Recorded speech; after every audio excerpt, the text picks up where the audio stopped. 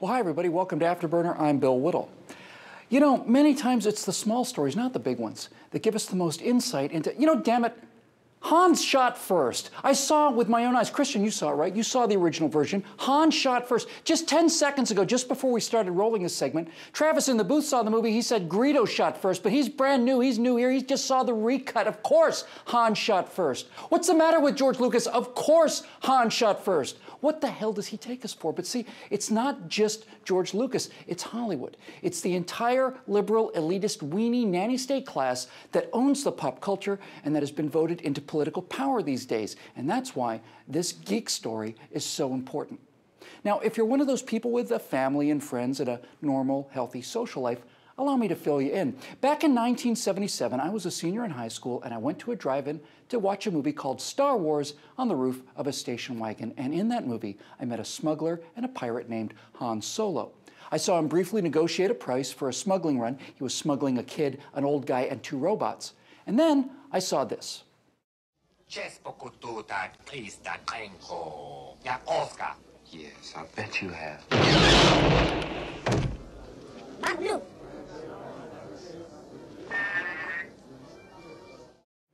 Of course, Han shot first.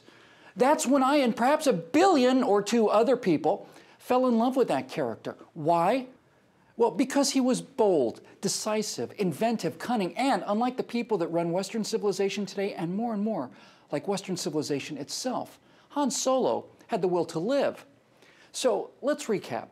Han is in a bar. A person of long acquaintance pulls a gun on him and forces him into a booth. And let's stop right there for a second. You know, as a young boy, my dad taught me about responsible gun use. And one of the first things he taught me was once you point a gun at somebody, you had better shoot them. You don't ever point a gun at somebody unless you are going to shoot them. And it took years and years and years for me to understand this because at the time it didn't make any sense to me at all. It was only until I read Mark Twain's account of the rough and tumble life on the Nevada gold frontier in Roughing It that I fully grasped what it means to have someone level a gun at you. Once someone has leveled a gun at you, and this is the critical point here, you can no longer defend yourself. It's too late for that. You are at the mercy of the aggressor, and George Lucas, the aggressor is not you. Now, in Star Wars, Greedo makes it crystal clear that he will either take Han back to Jabba to be enslaved or killed, or he'll kill him right there on the spot and enjoy it too. The reason everyone loves Han Solo is the same reason that everyone loves Captain Kirk. He will find a way somehow to avoid being murdered by the bad guys. Oh, by the way, you saw the exact same thing with the exact same actor playing another universally loved, iconic character when Indiana Jones guns down the expert swordsman who has come to kill him.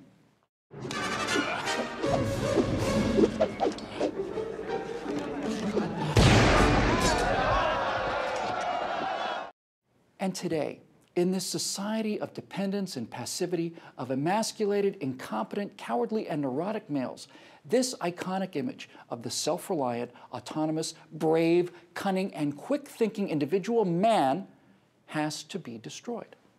And so it is being destroyed. Here's the re-edit that George Lucas did for the re-release of Star Wars back in the late 1990s.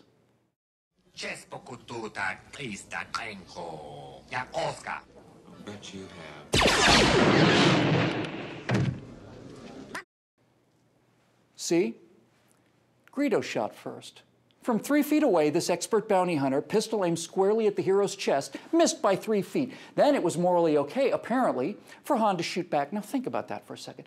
Think about what super liberal George Lucas and all the other gun control advocates are saying here. They're saying that it's better for you to be murdered or raped and have the moral high ground than to defend yourself against what any idiot can see is deadly harm.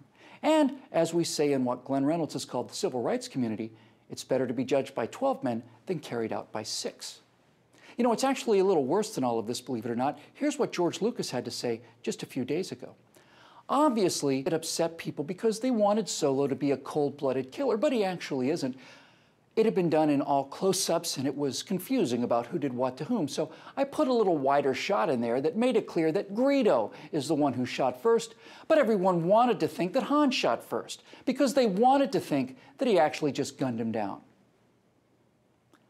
Yeah, that's right, George. We wanted Han Solo to be a cold-blooded killer who just walked into a bar, saw Greedo playing with his children, let's say, and walked up behind him and blew his little green head off. Sure, that's what everybody wanted. What Lucas is saying here is that Oceania has always been at war with East Asia. First you scrub the evidence. You know, you can't buy the original scene for love or money. And then you tell people, no, it's always been this way. Nobody thought Han Solo was a cold-blooded killer in the original version. Nobody, not even George Lucas, back when he was sane.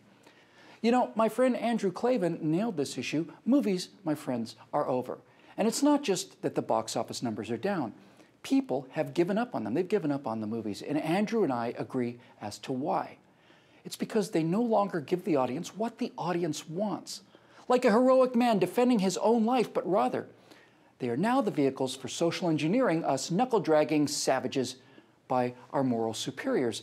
Lucas has since said, by the way, that in Return of the Jedi, the Ewoks, the little native good guys, represent in his mind the Viet Cong, while the evil empire, which we spent our entire childhoods rooting against, was in fact America.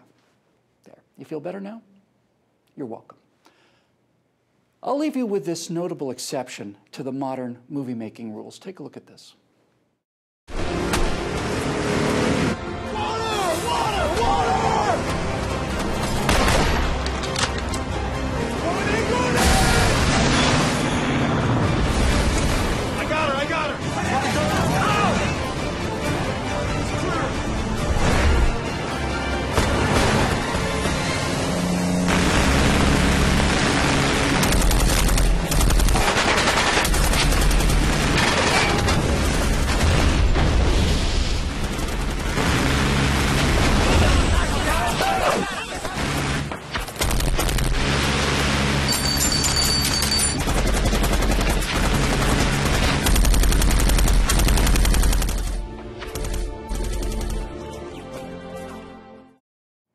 So, did you feel your blood start pounding there when the good guys, you know, the Americans, come riding to the rescue, not on horses with six-shooters, but on high-speed boats with miniguns?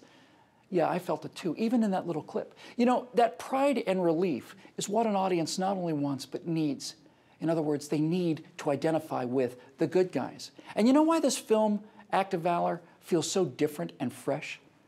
Well, because it's not made by Hollywood. It was made by and stars actual Navy SEALs.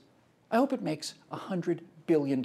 I really do, because the SEALs know which side they're on. And so do I. And so do you. And so does Han Solo, who, in fact, lived to tell about it.